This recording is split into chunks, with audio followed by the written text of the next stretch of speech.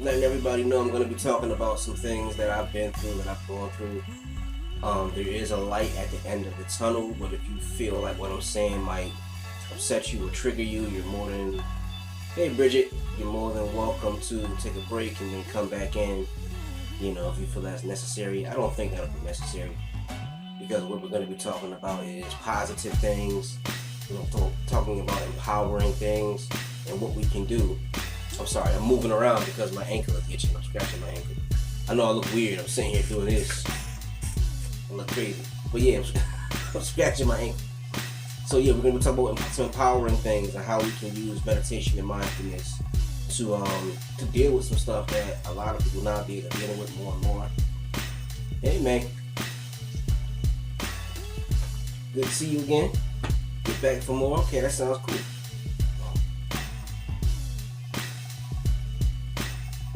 Alright, so we're going to chill for a little bit. We're going to let some people come on in.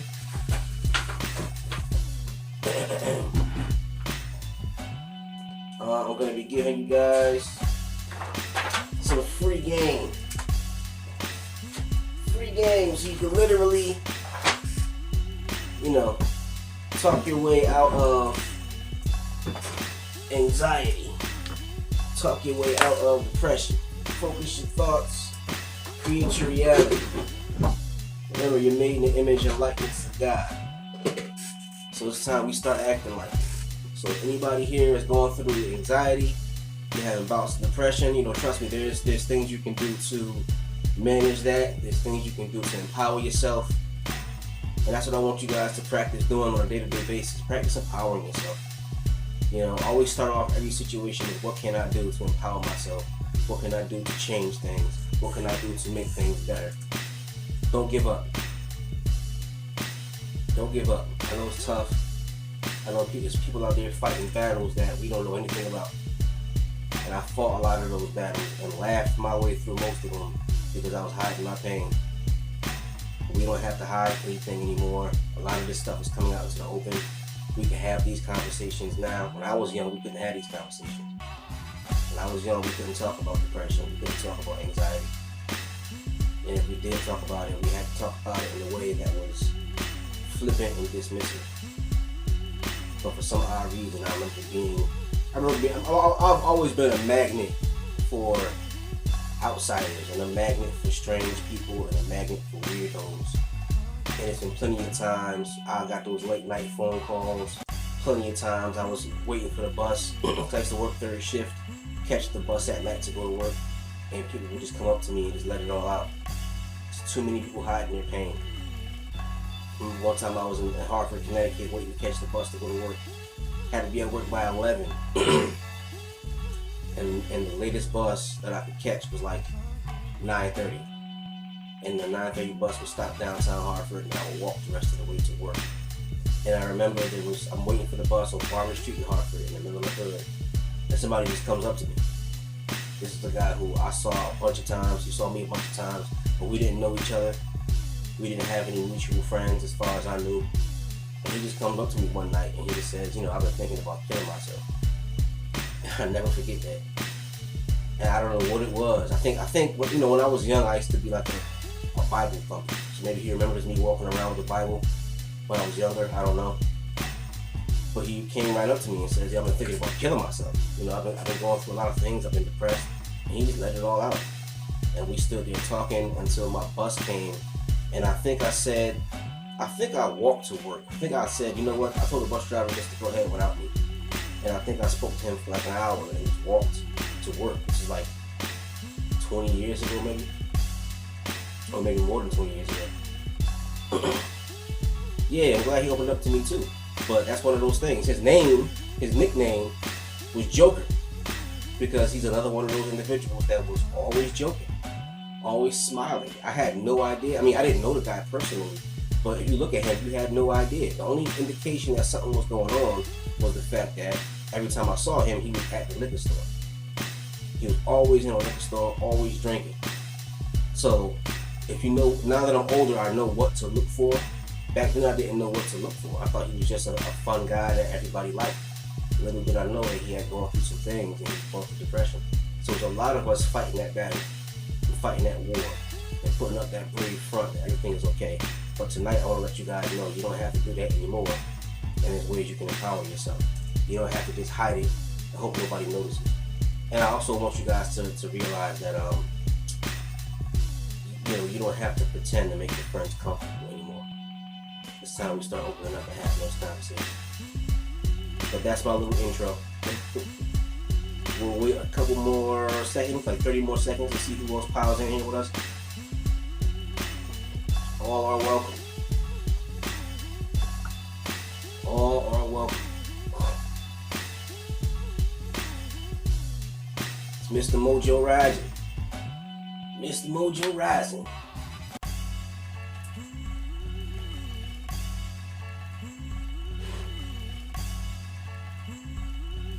Alright, we are at 7:30. So, we can get started. I always like to start at 7. 7 is a sacred number.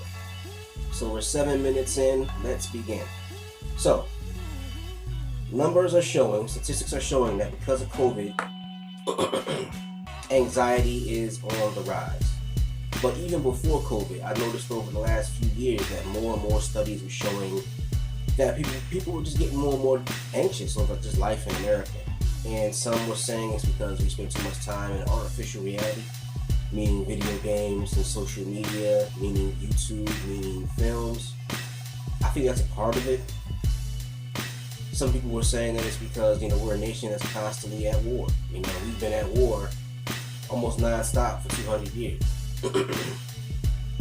And, when I started noticing this trend of increased anxiety in people, it was the Iraq War. This is a long time ago, and I've seen anxiety increase every single year since then. And I think the fact that we're a nation constantly at war is another part of it. And 9/11 hit, when 9/11 hit, everybody was on edge for a very long time. And I haven't seen anything really happen. People have been really addressing the reasons why we're so anxious and what we can do about it. I think so much of what I see out there is just distraction. There's so much of an emphasis on distraction.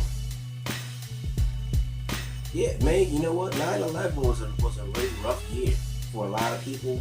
And I remember that was the year that my younger brother started to have like a whole deterioration of his sense of reality, because it was such an unreal thing. And many of us can say that we haven't been the same since 9/11. We can all say in some way, shape, or form 9/11 changed the whole landscape of our culture. And therefore it's changed all of us. All of us are just a reflection of the culture. But yeah, as I was saying, there's so many people out there who want to offer solutions or distractions from anxiety. And I think the time has come for us to really look at the reasons why so many of us are so anxious and look at what we can do. And I want to tell my own personal story dealing with anxiety. Last week I talked about my depression. And I talked about the fact that, my first time I wanted to kill myself, I was 7 years old. But I failed to mention that I had a tremendous amount of anxiety as well. My father had been incarcerated. I had no idea what was going on in my family. I had no idea what we were going to do. Things were changing around me. I had no power over those things. And I had, even worse, I had no understanding of what was happening with those things. So I remember I stopped going to school for a while. I was just too anxious. I didn't know what was going on exactly. I kept telling my mother, Mom, I'm sick, I don't feel good, my stomach hurts.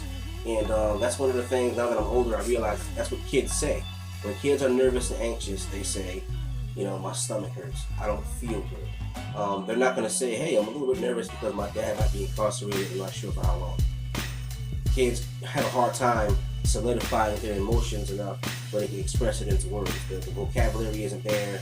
And it's intimidating being a kid in an adult world, dealing with an adult situation, but you don't have adult power, and you don't have adult cognitive abilities. And so a lot of times you learn how to translate what you're saying in ways that are physical.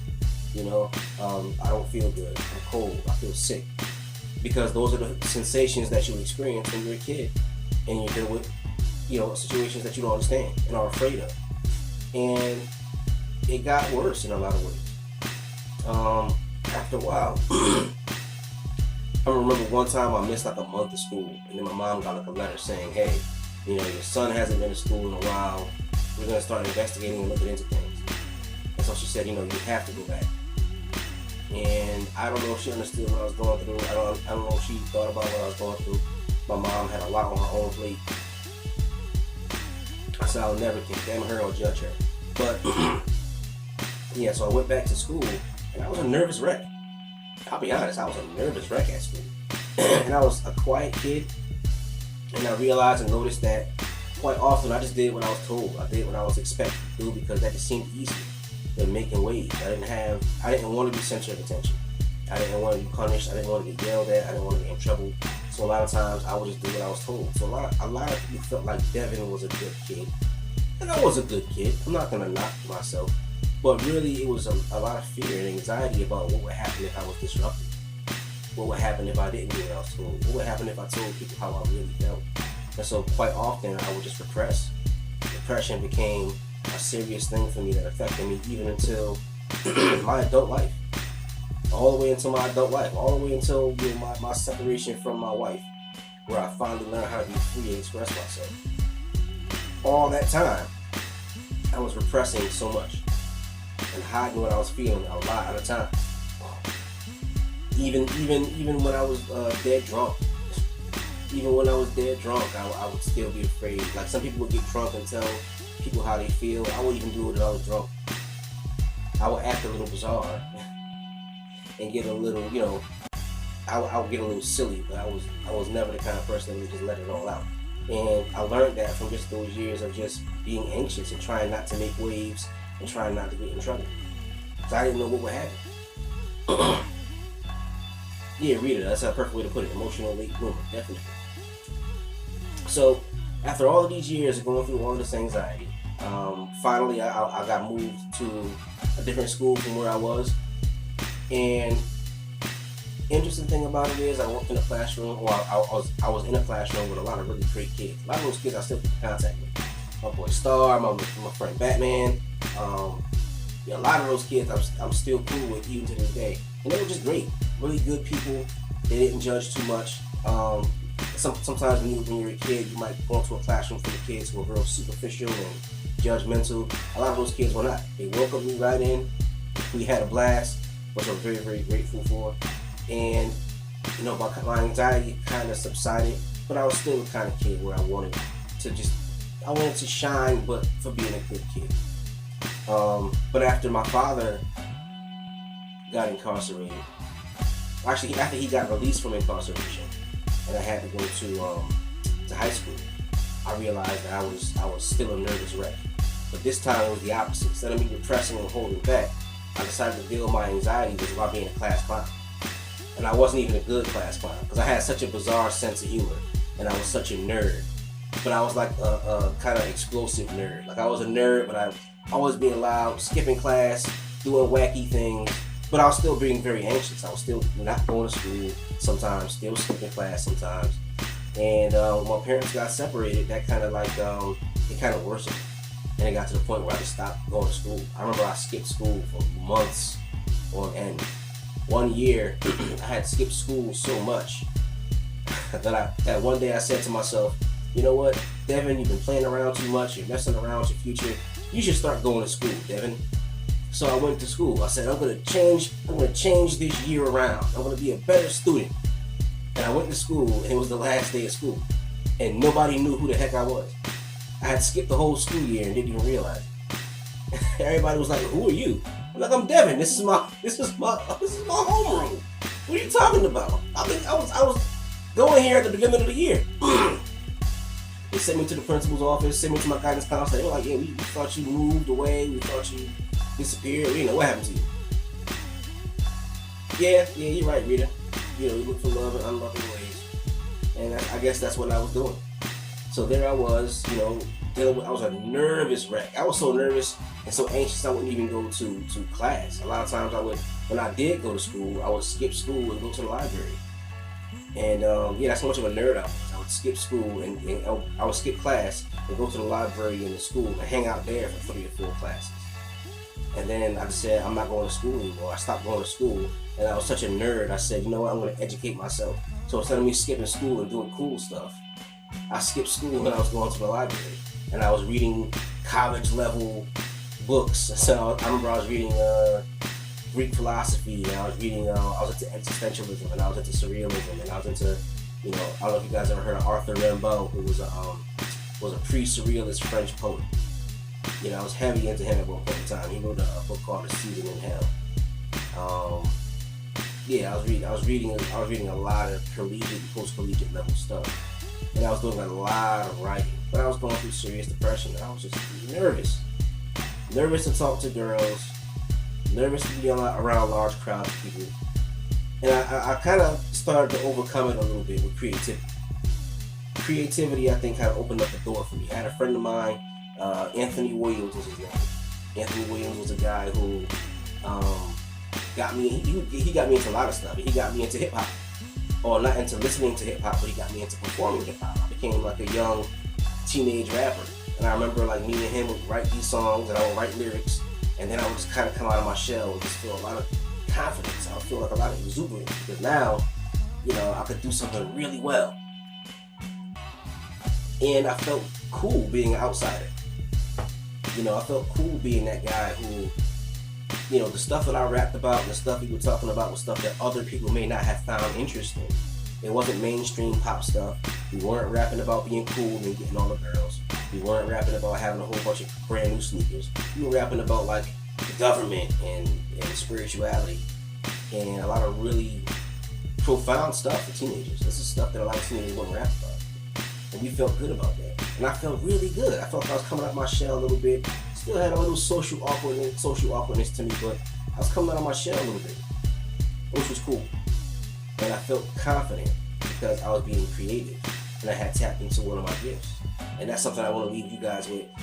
Tap into your gift. Tap into your creativity. If you're a person who plays the guitar, to play the guitar.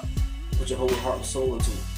And use that as a means of overcoming your anxiety. If you're a writer, don't stop writing. So many writers quit writing because they can't deal with the anxiety. And they can't deal with the thought of sharing. You know what? Share it. Get it out. Let your creativity be a form of therapy for you. I know a lot of writers who might write something and they say, I don't share it with anybody. I was talking to a female friend of mine. She wrote this amazing poem. And she was telling me about how she wrote poetry but never showed anybody. And one day, out of the blue, she just shared it with me. She just said, "Here, look." She just sent it to my phone, and I'm like, "You're amazingly gifted." It was a real beautiful poem. It was a very sexual poem. I was like, "Wow!" I was like, "Whoa, this is intense." But I'm glad she shared that. So if you have a creative gift, you have something in you that needs to get out, let it out, by all means. But anyhow, continuing with the story. So after a while, I got to the point where, my father passed away when I was 21 years old.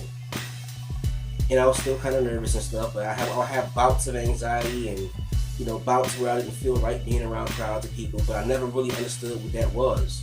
I thought it was just me being moody and having mood swings. I thought it was me just being me. I didn't realize that I was suffering from social anxiety, bouts of social anxiety, where I felt out of place, where I felt like I didn't belong. And a lot of times I would hide the social anxiety behind drinking, because drinking is cool. Telling people I feel uncomfortable, trying to, talk to people in large crowds, that doesn't sound cool. But if I say, man, let's drink some whiskey, let's drink some scotch. How old was I? 21 years old. My father passed away, so at that time, probably drinking vodka. So if I showed up at the party and said, hey, I'm nervous because I feel like I don't fit in with you guys, that don't sound cool. But if I show up at the party with a 6-pack in one hand and a fifth of vodka in the other hand, then, it's party time.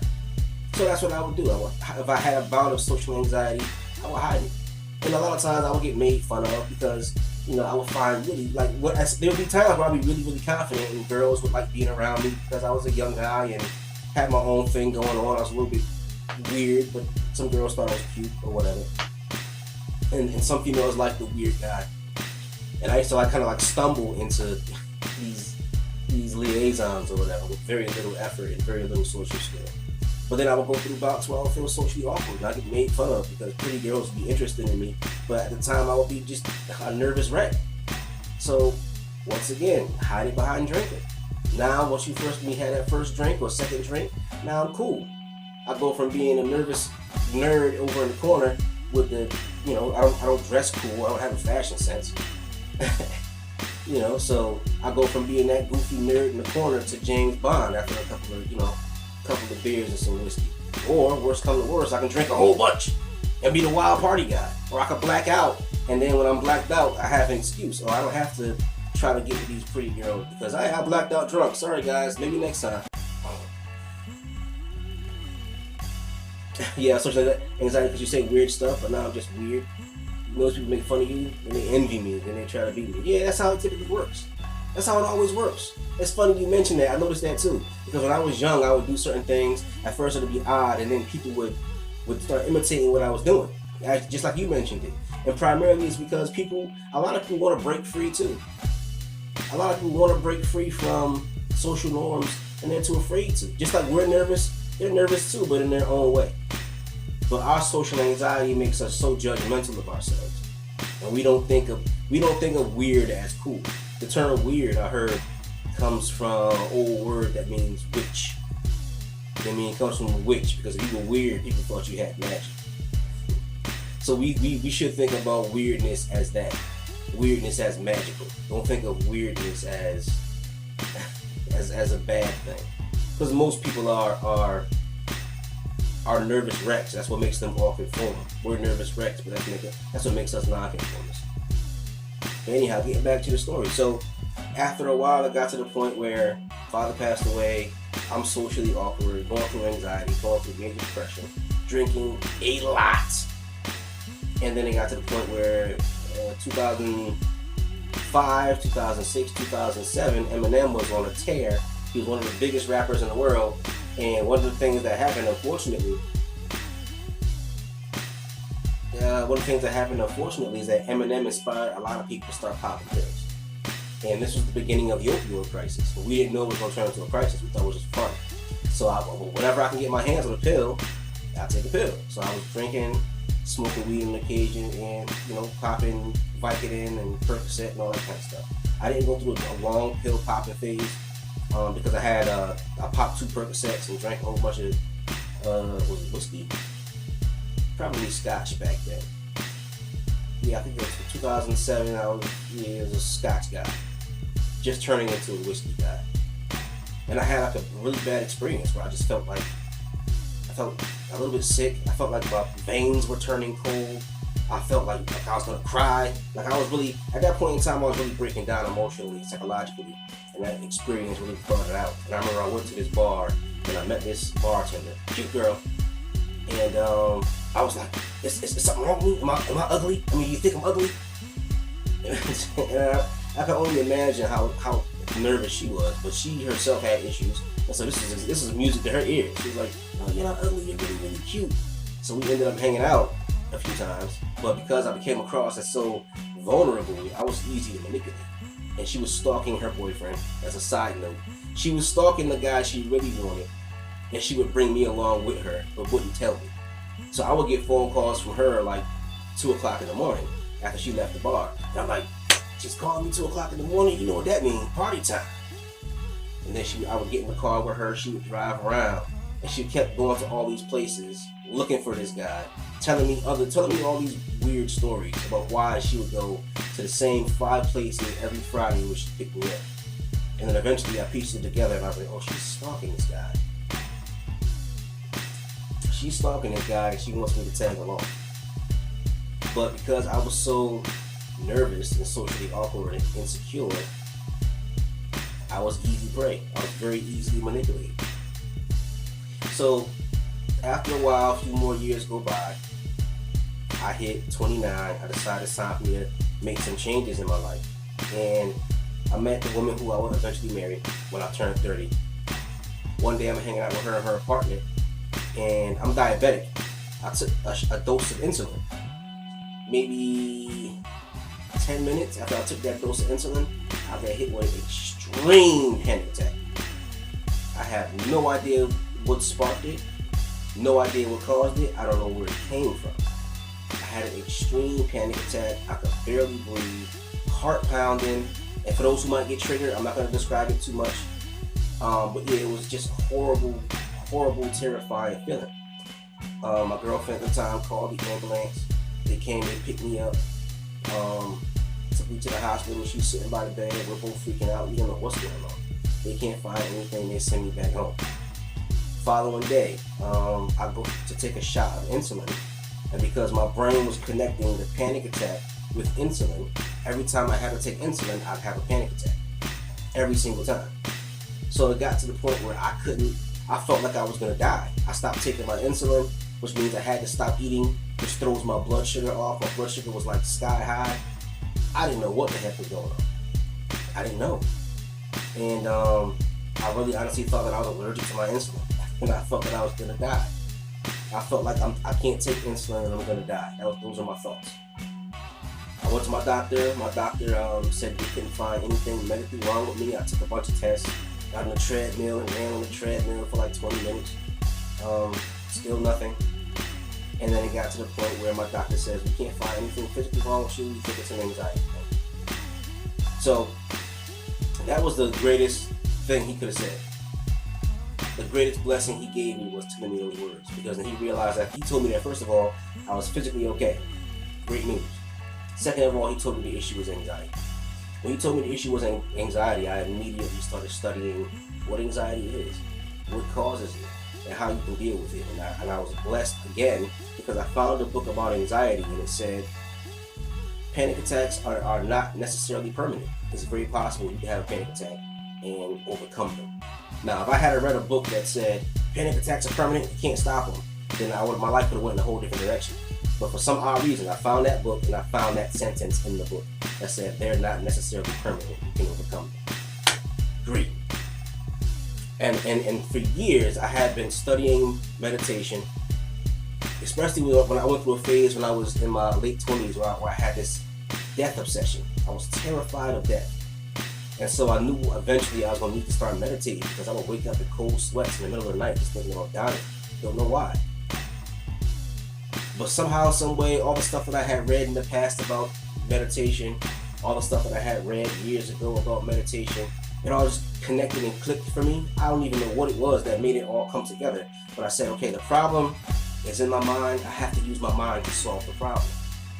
And I didn't want to use medication, because one of those nights where I was in the ER, a doctor came into the room, and it's a busy night, and all kinds of stuff going on at night. Doctor walks in, he looks preoccupied as hell.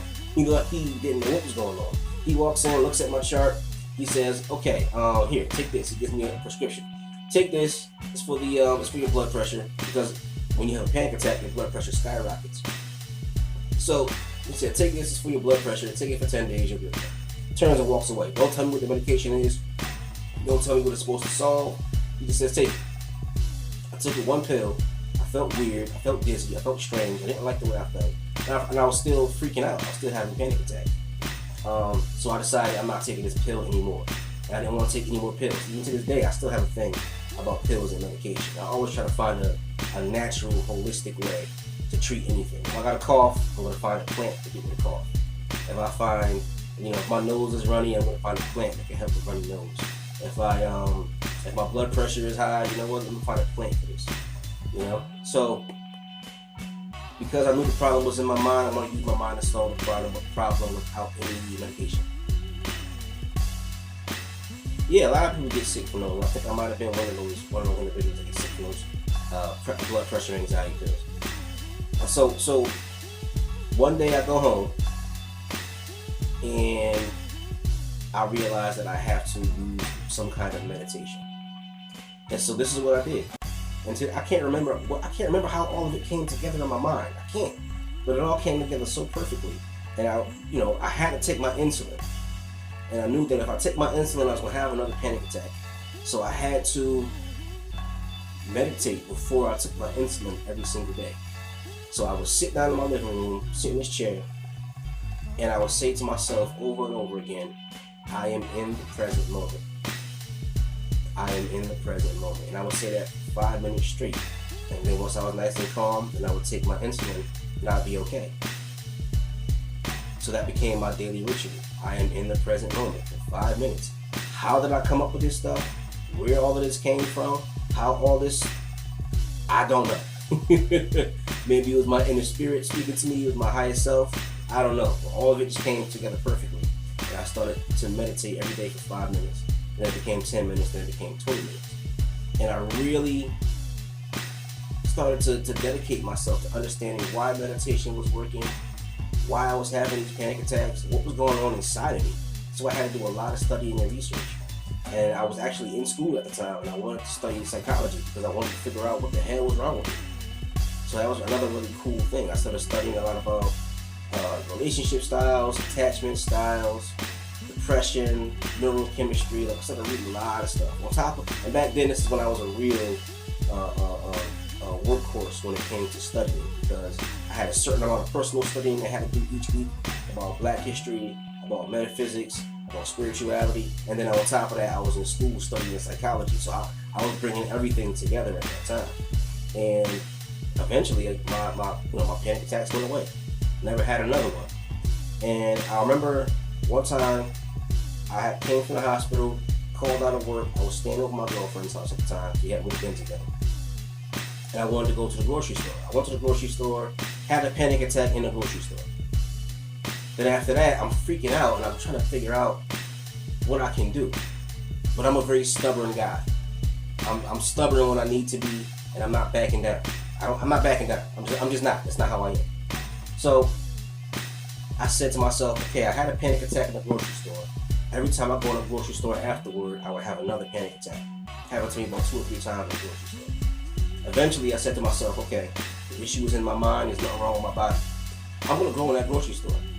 And I said to myself, give me 5 minutes. And if you could just give me 5 minutes, we got this. So I went to the grocery store. I wasn't going to buy anything. I'm just walking around the grocery store. I said, I'm going to keep myself distracted for 5 minutes. And I'm standing in that grocery store, walking around, looking at sugar, looking at the cereal, looking at peanut butter, looking at ice cream, a whole bunch of stuff I don't even eat. I don't even eat ice cream. You know what I mean? I don't even really eat cereal that much. But I'm just looking around at everything, trying to keep myself distracted. And then with my timer went off on my phone for 5 minutes, I was out of there. I damn near ran outside and stood outside and breathed in. And it felt good. So I said to myself, okay, you did 5 minutes, that's good. Next time we come here, we'll do another 5 minutes inside the grocery store. So every day for a week, I kept going back to the grocery store for 5 minutes. Then I did 7 minutes. Then I did 10 minutes. And then one time, me and my girlfriend at the time, we were in the store. And she was asking me about it. She was like, well, do you feel okay being in here? Because last time you were here, you had like a little panic attack around. I'm like, I feel a little nervous right now, but I'm doing okay. And then I felt the anxiety coming over me, and after a while, it kind of just subsided. These things come and go. Once you understand that they come and go, you'll be all right. You know, I read somewhere that the adrenaline that goes through your body during a panic attack can only be in your system for 10 minutes. So if you can last 10 minutes, you're good. So that's what I was doing. I would literally sit and time myself, and I would make sure that I had my timer and I'm looking right at it, because that was a good way of distracting myself. And then 10 minutes will go by and I'll be cool. The only thing is you can't feed it. You know what I'm saying? When you're having a panic attack, if you can last 10 minutes, it'll go away. But if you start feeding it, but what if this happens? What if that happens? And you're feeding it and it lasts longer. But if you can just last those 10 minutes, you cruise right through it. This is the stuff that I was learning and studying about and reading about that helped me to battle all this stuff and beat all of this stuff. And I would, of course, keep meditating. I would just keep meditating, and I was kicking my panic attacks butt, kicking the anxiety's butt. Now, of course, in some ways I still had anxiety. There would still be bouts of social anxiety, but I was overcoming that. I overcame the panic attacks. Sometimes I would have anxiety about intimacy with my girlfriend, just because I was such an odd guy. I got rejected so many times by females, and I was always afraid of getting rejected. That was a major thing for me. Anxiety about getting rejected, anxiety about not being good enough. Yeah, that was a killer for me. It was a killer for me. But eventually, I kind of started overcoming that too. It took a little bit of work, took some therapy. Don't forget the therapy. But yeah, and I realized something too. I want you guys to think about this model of consciousness. This is the model of how I want you guys to see things. Over here, you have your body. Over here, you have your mind. In the middle, there is you, your true self, your true consciousness, whatever, right? There's a saying by a rapper, the name of the group is Black Moon, And there's one of the lead rapper of the group Black Moon was a rapper named Buckshot. Buckshot Shorty, they call him originally. And he shortened it to Buckshot. And Buckshot in a song called How Many MCs, there's a line where he said, the mind tricks the body, body thinks the mind is crazy. Oh, where did I find the strength and determination to do all this stuff? Honestly, I think it was a combination of my own personal stubbornness and my determination to create my own reality. I didn't want anxiety and depression deciding what I wouldn't do anymore. I didn't want to feel like I'm not going to go over there because I'm nervous about that. I'm not going to avoid talking to this beautiful woman because I'm nervous about that. I'm going to avoid going to that party with my friends because I didn't want that anymore. My world had become this small. I would get out of work, hang out with my boy Ant every single day. Every single day, me and Ant hanging out. We'd stop at the liquor store, get a bunch of liquor, get some beer, get some pills, get some weed, and just lock ourselves indoors and watch Charlie Kaufman movies. And that was my world. Hey Molly, how you doing? That was my world, and I got tired of that. I became determined to overcome this because I wanted my world to get bigger, and I wanted, at this point in time, I was kind of learning more spiritually, so I was learning about my potential. I didn't want nothing to block my potential anymore. But yeah, getting back to what I was saying, the line in the rap song, the mind tricks the body thinks the mind is crazy. And that's how your reality is created. See, your reality, you can have a thought, right? And a lot of times a thought doesn't bother you. You can think a thought like, today might be a rough day. That thought is not going to bother you. But what bothers you is the fact that the mind thinks the thought, we're going to have a rough day. Then your body picks up on the thought. And your body agrees. Your body says, yeah, it's going to be a rough day. So what happens? Your body starts to have tense muscles, heartbeat starts to accelerate, blood pressure goes up, mouth gets dry, you get knots in your stomach. So your mind thinks a thought, your body has a response, and that becomes your concept of reality.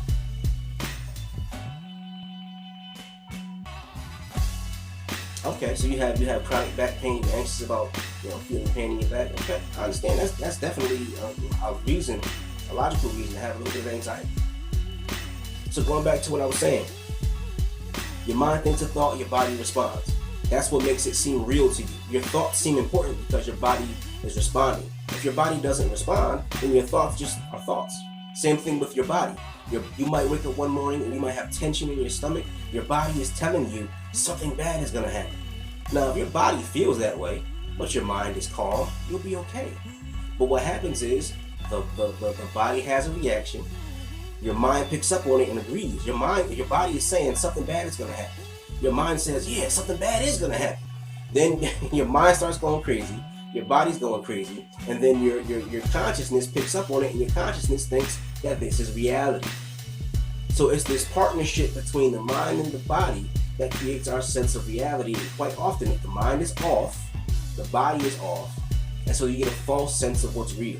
That's what makes these panic attacks so damn terrifying. It's because whatever you're afraid of feels real. It feels real because your body is having a reaction to what your mind is doing, and your mind is having a reaction to what the body is doing. They are a team, and they're both jerks. Your mind is a jerk, especially if you don't train your mind. That's why meditation is very important, because meditation trains the mind. So your mind is like your child. A child who is untrained. I work with kids who don't get no home training. Those kids drive you crazy.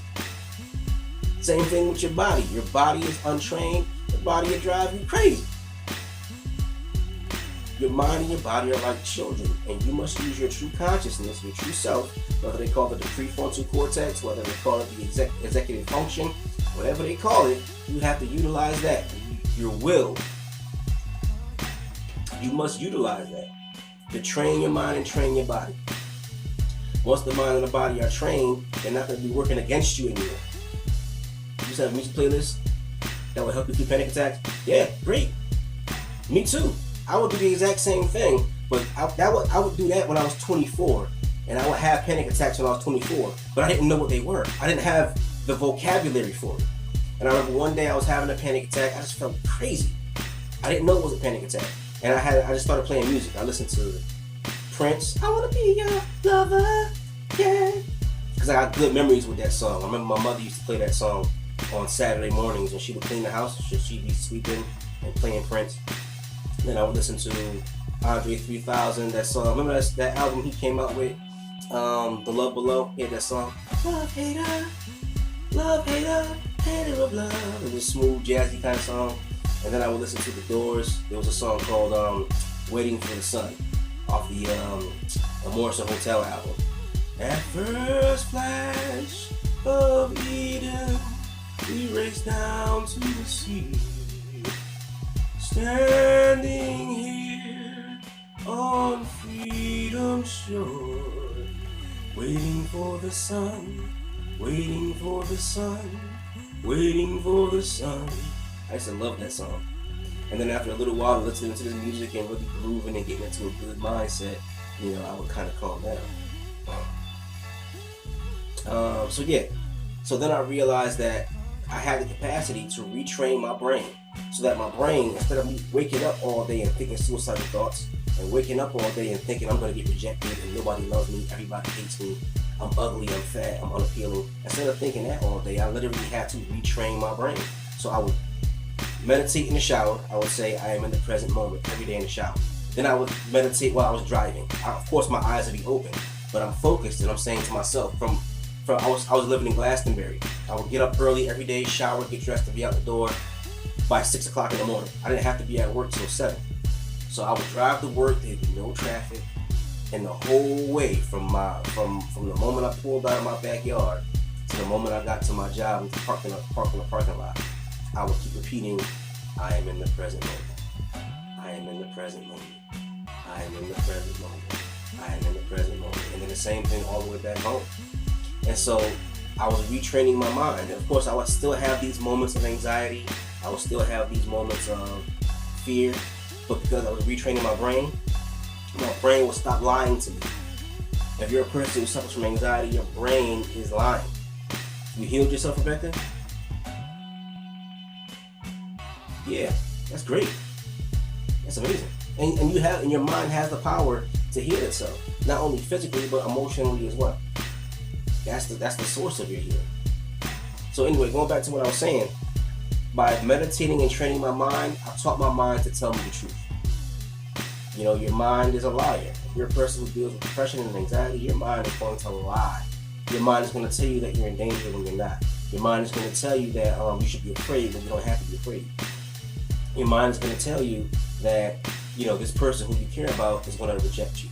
Your mind is going to tell you that this individual who has sworn to be your provider, protector, and lover is going to betray you.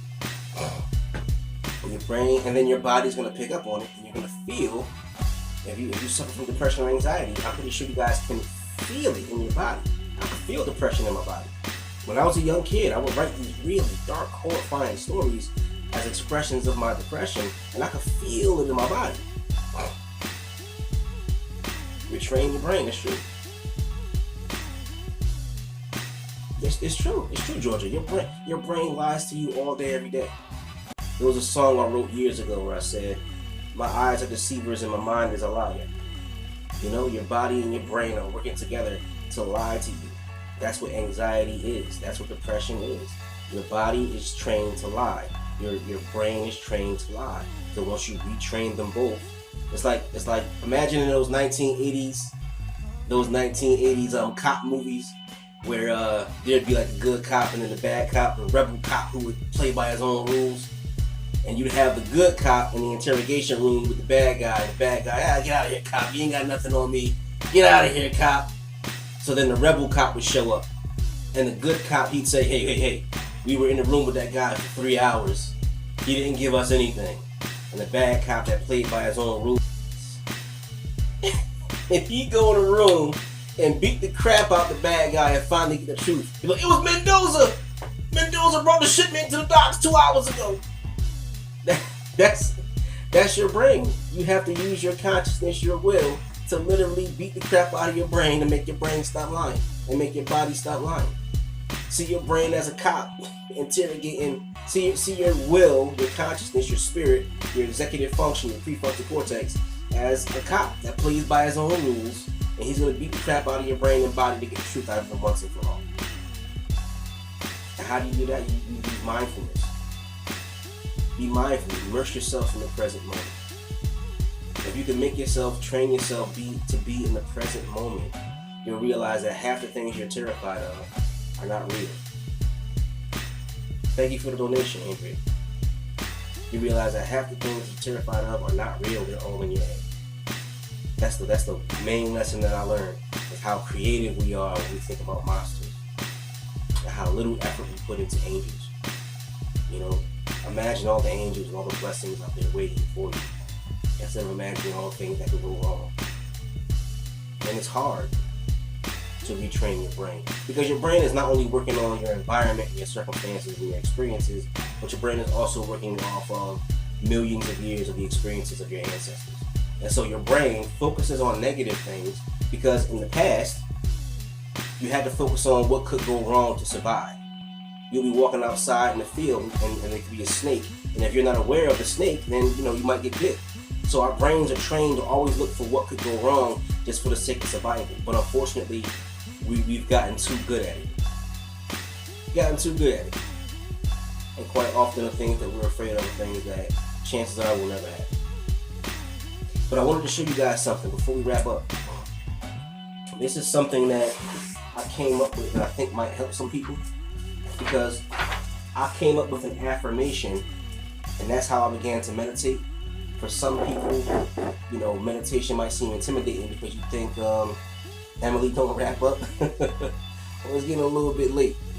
Here is midnight, Jesus. But yeah, so quite often people think of meditation as something very, very difficult. They think you have to sit still. They think you have to chant Om or whatever. You don't have to do any of those things. There's a lot of different ways you can meditate. What worked for me was saying an affirmation, because first of all, repeating an affirmation out loud is a physical thing. So my mind began to focus on the movement of my lips and my tongue, and that helped me to concentrate because of a little bit of physical movement involved. And also the affirmation was cool because I found the perfect affirmation. I see a lot of people now using affirmations, and their affirmations are like 4 or 5 sentences.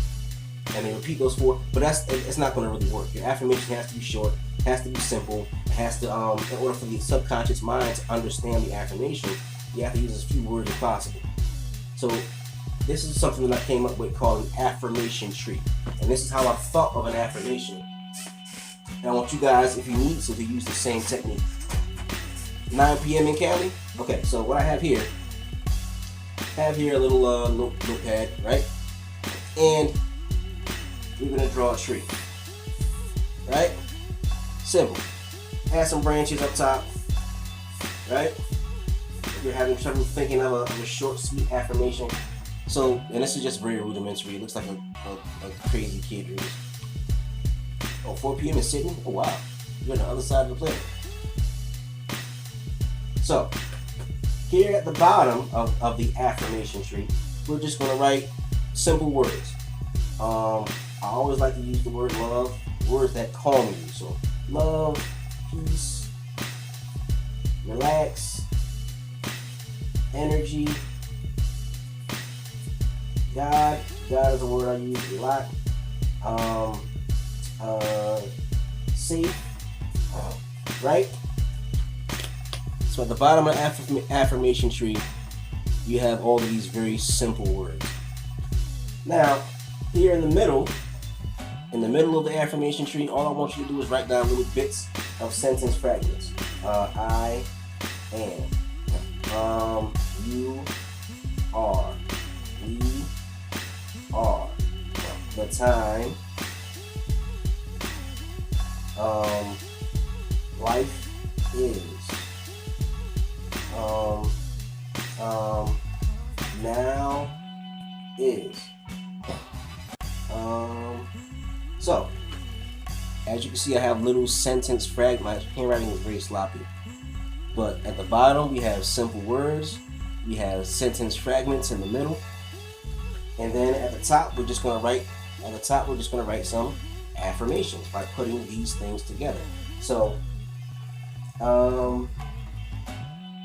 let's see. I can do I am safe. we're going to put another sentence fragment in the middle. I feel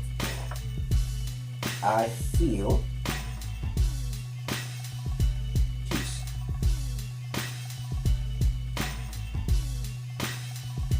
We are God.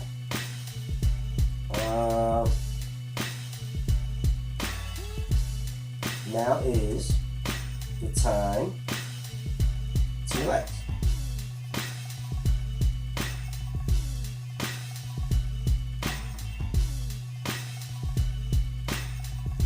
Alright?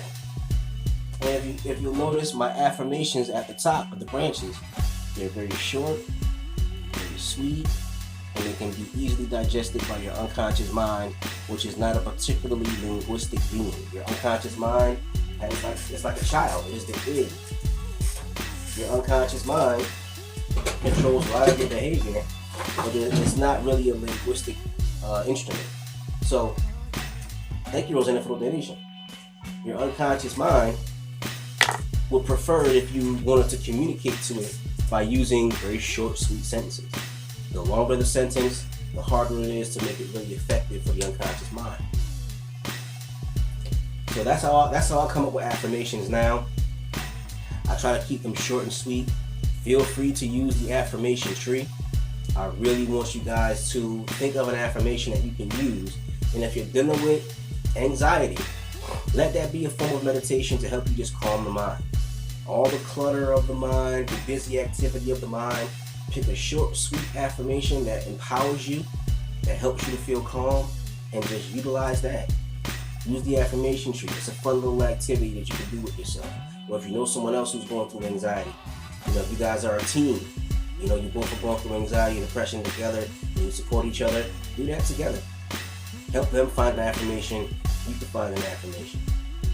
And that's how I really began my meditation journey when I hit 30. I started off with just my affirmation. I am in the present moment. Oh, hold the tree up just a little higher? No problem. No problem. Alright, this is the affirmation tree. Can you see it? Let me know if you can see it, Diane.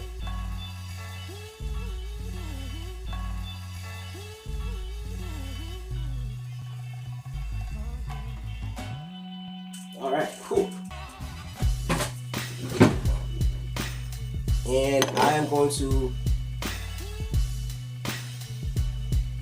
Nothing can mar God's perfection. You're 100% correct. So, use the affirmation. If you guys need more support, I'm going to try to do that circle thing, so we can communicate and connect with each other. If you guys need a little extra support, I have no problem with that. I'm going to do the circle thing so we can talk to each other and communicate to each other. I want to see, well, I'm going to be really busy the next couple of weeks because I'm getting ready to move from Connecticut to Maryland. Yeah, so I'm going to try to keep doing 2 of these a week. If I miss a week, please forgive me. I will be back. Don't think because I miss a week I'm never coming back. And also, I want to see if possible if I can do more of these, because I know anxiety is something a lot of people are struggling with. So I want to consistently, the way I was consistently doing the telepathy thing, I want to consistently do something for anxiety. If possible, if I have the time, I want to see if I can do something once a week where I can help individuals who are going through anxiety, who just want to do anti-anxiety sessions or what have you. But that's my plan for the future. And yeah, if you guys have any requests, if you feel like, hey, I'm going through whatever, do your next live stream about this topic. I'm gonna, hopefully I can put the circle up tomorrow, so that way you guys can make requests and let me know what you need. Oh, your school schedule? Yeah, I'm waiting for Insight Timer to make it so that they can let you guys see the replay. My schedule, yeah, all you gotta do is just, I try to keep my schedule the same, so that way you don't have to find me. So, just follow me, and every week on Wednesday, I have a 10-10 session and an 11-11 session. So, Pablo, you got anxiety, social anxiety? Good topic? Okay. So maybe next week I'll do another anxiety thing, and you guys can communicate to me. Matter of fact, next week I'll come in. I won't even have a plan. It'll just be an anxiety group. You guys communicate to me what you need me to cover. You guys ask the questions next week, and then next week I won't even come in with any notes or anything. You just ask me what you need to ask me. So next week is gonna be your session. I'm gonna have it for you guys. So anybody who has anxiety, you just want to talk, you want to ask a question, you need some meditation tips, next week it'll be all for you. So next week I won't even have a plan. You just come in and say, I'm having issues with sleep and anxiety, what can I do? Hit me up and just say, listen, I'm having anxiety when I go to school, what can I do? And we'll try to cover everything you guys need in one session, and I'll just leave it open. It's just just remember that there's a lot of you guys, and I'm only going to be on for an hour or more. So be respectful. Don't throw up 20 questions all at the same time. Take it nice and easy, and I'll try to get to everybody. That's my only concern, is that there's gonna be so many people with questions, I won't be able to get to all of them. But I'll do my absolute best. We'll figure it out. It's not gonna be that hard, because everybody's typically very respectful to each other. You guys understand each other. You understand, especially with anxiety, you are not gonna trigger anybody who you know is going through anxiety. 10 questions at a time, I think that's doable. 10 questions at a time is cool with me. Because I only see but so many at a time anyway. Like right now, I can see 1, 2, 3, 4. I see 6 people. I see 6 comments in front of me right now. For me to see the rest, I would have to scroll back up. So, yeah, so next week, I'll see you guys 10:10 for my telepathy session. 11:11 for the anxiety. I'll call it anxiety open discussion. And you guys can just ask me the questions, and we can just rock and roll that one. Sounds good to me. So I'm getting ready to go to bed because I have to get up tomorrow morning bright and early. Tomorrow you're very welcome. Yeah, May, you're right. I'm gonna try my best to figure this circle thing out. I'm gonna hit up the Insight Timer people, because I'm not the most tech savvy person in the world. But yeah, we can do that too. If I have a circle, you guys can ask the questions. And I know some of you guys might have the same questions, so that'll make it even easier. But I'm gonna hit the sack tonight, guys. Peace and blessings. Thank you so much for being here with me tonight. And I'm so happy to be a tool for you guys, a blessing, a vessel for you guys. Anything you need, just let me know. Remember, this is not me just, having you watch me. This is about you guys. I'm here for you guys. So, peace and blessings. I appreciate the donations. Really appreciate that. If anybody else feels the spirit move you want to drop in some donations, feel more than free to. I really appreciate it. But on that note, peace and blessings to everybody.